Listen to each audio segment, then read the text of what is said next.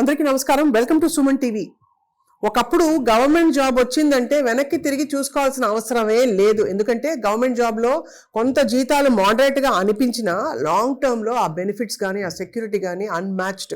Private రంగంలో ఇవాళ కూడా మనకి కుప్పలు తెప్పలుగా ఉద్యోగాలు అవకాశాలు పెద్ద పెద్ద జీతాలు వచ్చి పడినా కూడా ఇవాళకి కూడా పిల్లకో పిల్లవాడికో గవర్నమెంట్ జాబ్ ఉందంటే తల్లిదండ్రులకి చాలా రిలీఫ్. సో ఇవాళ మనం ఈ గవర్నమెంట్ కాంపిటేటివ్ ఎగ్జామ్స్ ఎలా క్రాక్ చేయాలి, వాటిలో ఇప్పుడు పెరిగిపోయిన పోటీలో ఎలా ప్రిపేర్ అవ్వాలి, ఆ మైండ్ సెట్ని ఎలా డెవలప్ చేసుకోవాలని మాట్లాడదాం. మనతో పాటు ప్రస్తుతం శ్రీధర్ సిసి వ్యవస్థాపకులు సుధీర్ చక్రవర్తి గారు ఉన్నారు. ఆల్రెడీ సుపరిచితులు, సుమన్ టీవీలో చాలా గైడెన్స్ ఇస్తూ వచ్చారు. సుధీర్ గారు నమస్కారం అండి. నమస్కారం అండి. స్వామి మాల్లో ఉన్నారు. మీకు స్వామి చరణం. స్వామి శరణం. యా. సో ఇదొక యజ్ఞం, విద్యార్థుల్ని నిత్యం తయారు చేయడం ఒక యజ్ఞం. కరెక్ట్. సో టెల్లర్స్ అండి, అసలు ఫస్ట్ కాంపిటేటివ్ ఎగ్జామ్స్ అంటే గవర్నమెంట్ కాంపిటేటివ్ ఎగ్జామ్స్ ఏమేమి ఉంటాయి మనకి? ఇయర్లీ ఆన్ అండ్ యావరేజ్ మా కోచింగ్ సెంటర్ నుంచి చదువుకున్న వాళ్ళు 4,000 మందికి యావరేజ్గా ఉద్యోగాలు వస్తున్నాయండి. బాబోయ్, 4,000 మందికి. Yes, government jobs. కరెక్ట్. అంటే అదే పబ్లిక్ సెక్టర్ జాబ్స్. అవునండి, పబ్లిక్ సెక్టర్. మీ మొబైల్ ఓపెన్ చేసి sridharcc.com వెబ్సైట్ ఓపెన్ చేసి ఫస్ట్ హెడర్లోనే ఫస్ట్ కాలమే అవర్ రిజల్ట్స్ అని ఉంటుందండి. మీరు లాగిన్ అవ్వక్కర్లేదు, ఏం అవ్వక్కర్లేదు. You don't need any credentials. www.sridharcc.com you can check. Ya, sure. sridharcc.com website open చేసి హెడర్లో రిజల్ట్స్ అని ఉంటుంది, అది కొట్టండి. ఇయర్ వైజ్గా మీకు కనపడతాయి. 2025లో 895 సంథింగ్ ఉంటుంది స్వప్న గారు. Look at from 2024. 2025కి రీజన్ నేను చెప్తాను. లిస్ట్ ముందు ఏపీ పోలీసు కానిస్టేబుల్ అని ఉంది. అవునండి. నెక్స్ట్ 2025 దగ్గర ఒక మైనస్ బటన్ ఉంది కదండి. అవును, అది ఒకసారి క్లిక్ చేస్తే అది మినిమైజ్ అవుతుంది. తర్వాత మీరు ఇయర్స్ మొత్తం చూడొచ్చు. ఇదిగోండి, 25, 24, 23 ఇట్లా ఇవన్నీ ఇయర్స్ ఉన్నాయి. బ్లూ కలర్లో ఉన్నదేమో నెంబర్ ఆఫ్ సెలెక్షన్స్. ఇది నేను రీజన్ చెప్తాను మీకు. ఆఫ్ రికార్డ్ చెప్పమంటే చెప్తాను. 2025లో వచ్చిన నోటిఫికేషన్ యొక్క ఫైనల్ రిజల్ట్స్ అనేవి 27 ఆగస్ట్, సెప్టెంబర్, అక్టోబర్ వరకు కూడా వెళ్తాయండి. నోటిఫికేషన్ ఇవాళే వచ్చింది డిసెంబర్లో. ఫేజెస్ అన్నీ అయిపోయేటప్పుడు 26లో రిజల్ట్ వస్తుంది. సో 25లో వచ్చిన నోటిఫికేషన్ యొక్క రిజల్ట్ ఇది. ఇప్పుడు ఇది క్లిక్ చేశారనుకోండి, IBPS clerk exam date 732 list click చేస్తే అందరి డీటెయిల్స్ వచ్చేస్తాయి. ఎక్సలెంట్. అంటే మీరు దాదాపు you have mastered this completely. అంటే 20 ఏళ్ల నుంచి మీరు చాలా మంచి ఒక సంకల్పంతో ఇందులోకి వచ్చారు. బికాజ్ నేను విన్నది మీరు చాలా స్టేబుల్ జాబ్లో ఉన్నప్పుడు అది కాదు, ఇదే మీ కాలింగ్ అని వచ్చేసారు ఇందులోకి, టీచింగ్లోకి, మెంటరింగ్ అండ్ టీచింగ్. ఇది ఇన్స్టిట్యూషన్ ఏజ్ అయితేనే 35 years అండి. అవును, 1995. I join this organization 20 years back. So అయితే మరి ఓకే, సో ఇప్పుడు మీ మెథడాలజీ అర్థమైంది. ఎంతకాలం పాటు వాళ్ళకు జాబ్ వచ్చే వరకు అనేది ఒక కొండ గుర్తు, వాళ్ళు ఎంతకాలం మీతో ట్రావెల్ అవుతారని. But actually me course module ఎంత డ్యూరేషన్ ఉంటుంది? కోర్సు ఒక సింగిల్ కోర్స్ కంప్లీట్ చేయడానికి 4.5 months టైం పడుతుందండి. కాంబో కోర్సెస్ ఉంటాయి. అంటే బ్యాంకింగ్ నేర్చుకున్నట్లయితే కనుక ఇన్సూరెన్స్ ఎగ్జామ్కి మళ్ళీ సపరేట్ కోచింగ్ అక్కర్లా. మార్కెట్లో ఎలా ఉంటుంది అని అంటే SBI క్లర్క్కి ఒక్కొక్కసారి కోచింగ్ తీసుకుంటారు, మళ్ళీ SBI POకి ఇంకొకసారి కోచింగ్ తీసుకుంటారు, IBPS క్లర్క్ ఒకసారి కోచింగ్, POకి ఒకసారి కోచింగ్. అసలు ఇన్ని కోచింగ్లు అక్కర్లేదు. కోచింగ్ ఒక్కసారి తీసుకొని సబ్జెక్ట్ని మాస్టర్ చేసి ఆ తర్వాత టెస్ట్ సిరీస్లు రాయాలి. అది నంబర్ ఆఫ్ టెస్ట్ సిరీస్లు రాయాలి. సో బ్యాంకింగ్ కోచింగ్ తీసుకున్నాం అనుకోండి, ఇన్సూరెన్స్ ఎగ్జామ్స్ ఈజీగా రాసేయచ్చు. ఇన్సూరెన్స్లో 15 నోటిఫికేషన్లు ఉంటాయి సంవత్సరానికి. Next staff selection commission coaching తీసుకున్నామని అనుకోండి, ఈ SSC సిలబస్లో నుంచి ఇంగ్లీష్ తీసేస్తే రైల్వే కోచింగ్, రైల్వేకి సపరేట్ కోచింగ్ అక్కర్లేదు, SSCకి సపరేట్ కోచింగ్ అక్కర్లేదు, సేమ్ కోచింగ్. సబ్జెక్ట్ మాస్టర్ చేసి తర్వాత మాక్ టెస్ట్లు ఎక్కువ రాయాలి. అది సో ఇట్లా కాంబో కోర్స్ అని అనుకోండి 8 months టైం పడుతుందండి. అది బట్ వన్స్ కోచింగ్కి జాయిన్ అయిన తర్వాత నో హిడెన్ ఛార్జెస్. అది దానికి ఇంత దీనికి ఇంత అని ఎక్స్ట్రా ఏమీ తీసుకోము. ఒకసారి ఫీజు కడితే జాబ్ వచ్చేంత వరకు మా దగ్గర ఉండేటటువంటి ఆల్ సర్వీసెస్ యూజ్ చేసుకోవచ్చు. మా స్లోగన్ కూడా శ్రీధర్ సిసి యొక్క స్లోగన్గా ఏంటి అని అంటే, విద్యార్థిగా రండి, ఉద్యోగిగా వెళ్ళండి. అబ్బా, చాలా బాగుంది. విద్యార్థిగా రండి, ఉద్యోగిగా వెళ్ళండి. ఫుల్ క్లారిటీతో చెప్పారు. యా. అది అంటే వాళ్ళకి జాబ్ వచ్చే వరకు ఇంకా ఆల్రెడీ బేస్ ఫౌండేషన్ ఉంటుంది కాబట్టి వాళ్ళు దాన్ని కొంచెం ఫైన్ ట్యూన్ చేసుకోవడమే మీతో కలిసి జర్నీ అవుతూ. అవునండి. అండ్ మీ ఫ్యాకల్టీ ఎంతమంది ఉంటారండి? Sridhar CC all branches put together డెఫినెట్గా 150 మెంబర్స్ ఉంటారండి. బాబోయ్! నేను ఎప్పుడు క్యాలిక్యులేట్ చేయలేదు because I take care of only 2 to 3 branches. But all together మొత్తం క్యాలిక్యులేట్ చేస్తే డెఫినెట్గా ఓన్లీ ఫ్యాకల్టీ వరకు 150 టచ్ అవుతుంది నెంబర్. చాలా చాలా అంటే హ్యూజ్ సక్సెస్ రోడ్ ఇది. అంటే మీకు ఎందుకంటే మీరు ఎంతమంది మీ నుంచి బెనిఫిట్ పొందకపోతే మీరు ఇంత నిలదొక్కుకోవడమే కాకుండా ఇవాళ గవర్నమెంట్ కాంపిటేటివ్ ఎగ్జామ్స్కి ఒక కేర్ ఆఫ్ అడ్రస్గా మారారు. అంటే మాకు కూడా బయటికి ఎక్కడికైనా వెళ్ళినప్పుడు not only AP and Telangana but చుట్టుపక్కల రాష్ట్రాలకు కూడా వెళ్ళినప్పుడు అక్కడ మా ప్రీవియస్ స్టూడెంట్స్ ఆల్రెడీ అక్కడ జాబులు చేసేవాళ్ళు ఇవి సడన్గా వచ్చి కాళ్ళకి నమస్కారాలు పెట్టడము అంటే మన తెలుగు కల్చర్లో లేదండి. బట్ బయట కల్చర్లో గురువుకి చాలా. వెళ్ళగానే కాళ్ళకి నమస్కారం పెట్టేస్తారు. అవునవును. సో ఇవి ఎక్స్పీరియన్స్ అవుతూ ఉంటాము. So we feel definitely happy. అది. అంటే సంవత్సరానికి సుమారుగా 4,000 మందికి ఉద్యోగాలు వస్తున్నాయి అని అంటే నేను పర్సనల్గా ఫీల్ అయ్యేది ఎలా అంటే which is equal to 4 major gram panchayats. 4,000 ఓట్లు ఉంటే అది మేజర్ గ్రామ పంచాయతీ అని అంటాం. ఇంటికి 4 చొప్పున అంటే 1000 ఇళ్ళు ఉంటే ఒక మేజర్ గ్రామ పంచాయతీ. సో 4 గ్రామ పంచాయతీలు అంటే 4,000 ఇళ్ళు, 4,000 ఉద్యోగాలు. So every year Sridhar CC తరపు నుంచి 4,000 మందికి అని అంటే which is equal to 4 major gram panchayats లాగా ఫీల్ అవుతాము. మీరు ఏపీ, తెలంగాణ, కర్ణాటక ఈ 3 స్టేట్స్లో any public sector bank, any public sector insurance కంపెనీకి, any branch, any place across these 3 states మీరు వెళ్ళి ఎవరైనా శ్రీధర్ సిసి పిల్లలు ఉన్నారా అని అంటే కనీసం ఒక్క చెయ్యన్న లభిస్తుంది. కొన్ని డీసీసీబీలు ఉన్నాయండి, ఎంటైర్ 100% మొత్తం బ్రాంచ్లో పనిచేసే వాళ్ళు మొత్తం శ్రీధర్ సిసి పిల్లలు. అలాంటివి కూడా ఉన్నాయి మా దగ్గర. చాలా it looks like a very అంటే కరెక్ట్గా కన్విక్షన్తో మీరు వచ్చి ఇందులో పడ్డట్టు అనిపిస్తోంది. అంటే మీ రోడ్ మ్యాప్ చూసినా అండ్ మీరు ప్రొడ్యూస్ చేసిన సక్సెస్ చూసినా కూడా ఇప్పుడు మామూలుగా మీరు అన్నారు కదా అంటే గ్రాడ్యుయేట్స్ అయిపోయారు, ఖాళీకి కూర్చోవడం వద్దు అని ఏదో ఉద్యోగంలో చేరిపోతారు. మధ్యలో ఇలా ఏదో competitive exams, government exams try చేస్తున్నా అని కూడా చాలామంది అనగా విన్నాను. సో అలాంటి వాళ్ళకి మరి పార్ట్ టైం ఉంటాయా ఇవి, లేకపోతే ఫుల్ డే వాళ్ళు డెడికేట్ చేయాల్సి ఉంటుందా మీ కోర్సెస్కి? నేను మీకు ఈ కాంపిటేటివ్ ఎగ్జామ్ యొక్క ప్రాసెస్ చెప్తానండి. ఇందులో కట్ ఆఫ్ మార్క్ ఉంటుంది. కట్ ఆఫ్ మార్క్ జనరల్గా ఏమనుకుంటాము అని అంటే 60% వస్తే క్లియర్ అవుతుంది అని అనుకుంటాం. నో, ఒక పోస్ట్కి 20 మందిని ప్రిలిమ్స్ నుంచి పాస్ చేస్తారు. అంటే మనకి 100 పోస్టులు ఉన్నాయి అనుకోండి, 2,000 మందిని మాత్రమే ఎగ్జామ్ ఎంతమంది అయినా రాయనివ్వండి, 1,00,000 మంది, 10 లక్షల మంది, 20 లక్షల మంది ప్రిలిమ్స్ నుంచి బయటికి 20,000 మందిని మాత్రమే తీస్తారు. 1:20 రేషియో అంటాం. ఒక పోస్ట్కి 20 మందిని తీస్తారు. ఈ 1:20 రేషియోలో తీసే క్యాండిడేట్స్కి కట్ ఆఫ్ మార్కు ఈ లాస్ట్ క్యాండిడేట్కి వచ్చే మార్క్ ఉంటుంది కదండి, అదే కట్ ఆఫ్ మార్క్. నెక్స్ట్ దీనిలో ప్రతి సెక్షన్కి మినిమం కట్ ఆఫ్ మార్క్ ఉంటుంది. 10th క్లాస్ పాస్ అవ్వాలి అని అంటే ఎగ్జాంపుల్ చెప్పేస్తాను. 10th క్లాస్ పాస్ అవ్వాలి అని అంటే 6 సబ్జెక్టులు ఉంటే 6 సబ్జెక్టుల్లోనూ పాస్ అవ్వాలి. అవును. 5 సబ్జెక్టులో 100% వచ్చేసింది. 6th సబ్జెక్ట్లో అవుట్ ఆఫ్ 100 10 మార్క్సే వచ్చాయి. ఓవరాల్గా 510 మంచి మార్కులే వచ్చినాయి 600కి.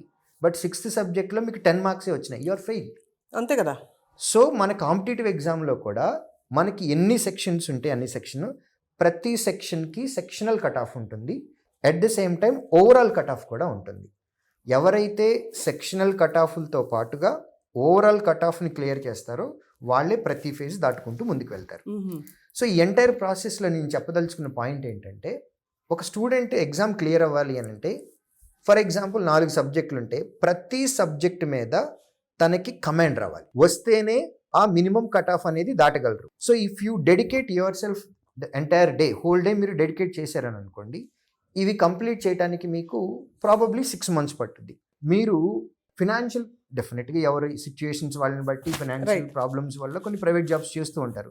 మీరు డైలీ హాఫ్ ఎ డేనే స్పెండ్ చేశారని అనుకోండి, ఇది ఈ 4 సబ్జెక్ట్స్ సిలబస్ కంప్లీట్ చేయడానికి మీకు 12 months పట్టుద్ది. కాబట్టి మీరే డిసైడ్ చేసుకోవాలి ఏది ఇంపార్టెంట్.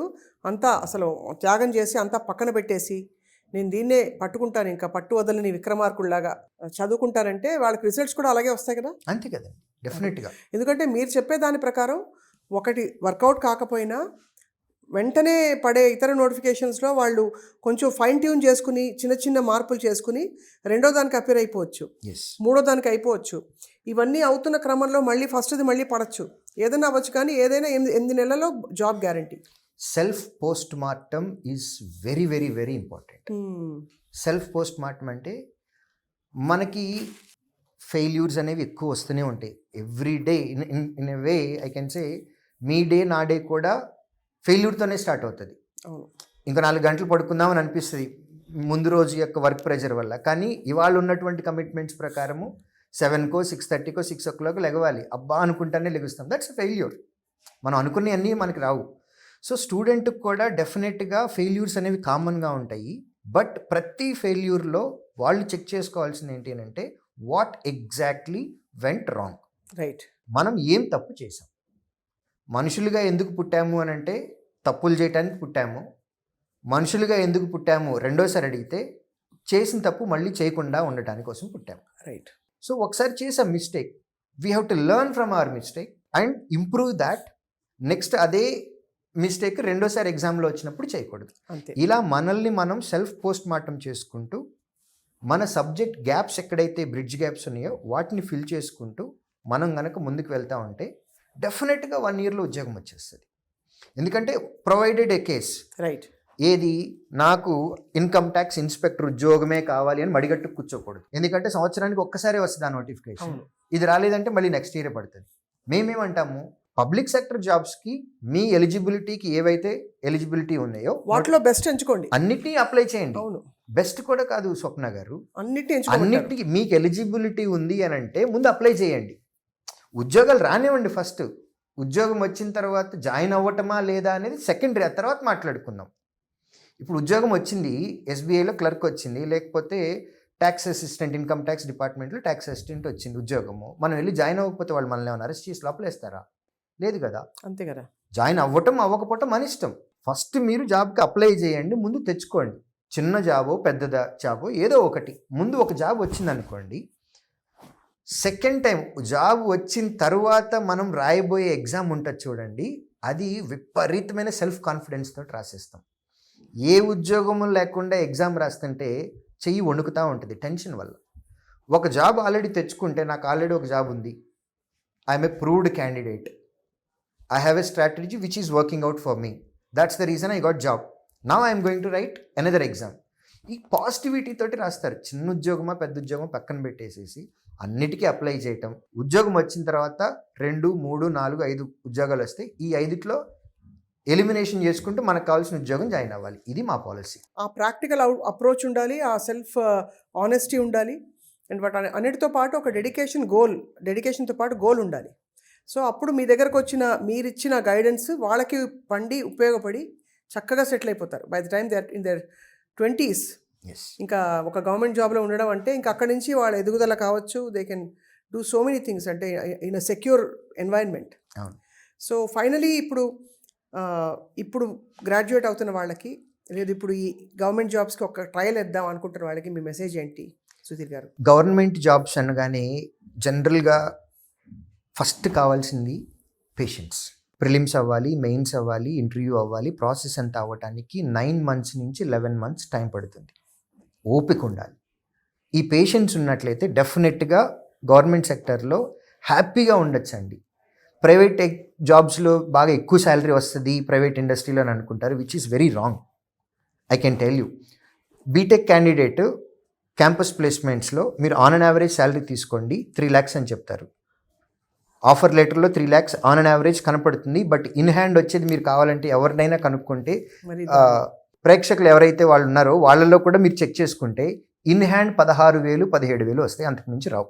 మిగిలినన్ని కటింగ్లు ఉంటాయి, టీడీఎస్ అని లేకపోతే అలయన్సెస్, అన్ని కటింగ్లు అయిపోయి చిన్న నెంబర్ వస్తుంది. చూపించడానికి పెద్ద నెంబర్ చూపిస్తాం. గవర్నమెంట్ జాబ్ పబ్లిక్ సెక్టర్లో చూపించడానికి చిన్న నెంబర్ చూపిస్తారు, గ్రేడ్ పే చూపిస్తారు. మీకు ఐడియా ఉంటుంది. గ్రేడ్ పేకి ప్లస్ బేసిక్ పే యాడ్ చేయాలి, అలయన్సెస్ యాడ్ చేయాలి, ట్రావెల్ అలయన్సెస్, మెడికల్ అన్నీ యాడ్ చేసుకుంటూ పెద్ద నెంబర్ చూపిస్తారు. ప్రైవేట్లోనేమో పెద్దది చూపించి మైనస్లు చేసుకుంటూ చిన్నది వస్తుంది. గవర్నమెంట్ జాబ్లో చిన్న నెంబర్ చూపించి దాని అన్నిటికీ అలవెన్స్లు యాడ్ చేసి పెద్ద నెంబర్ వస్తుంది. క్లరికల్ పోస్ట్కి believe me or not, SBI clerk ఉద్యోగం చేస్తున్నటువంటి వాళ్ళకి 45,000 నుంచి 50,000 శాలరీ వస్తుంది. క్లోజ్ టు 50,000 అంటే సంవత్సరానికి 6 లక్షల రూపాయలు క్లర్క్ జాబ్కి. సో అంతే కదా.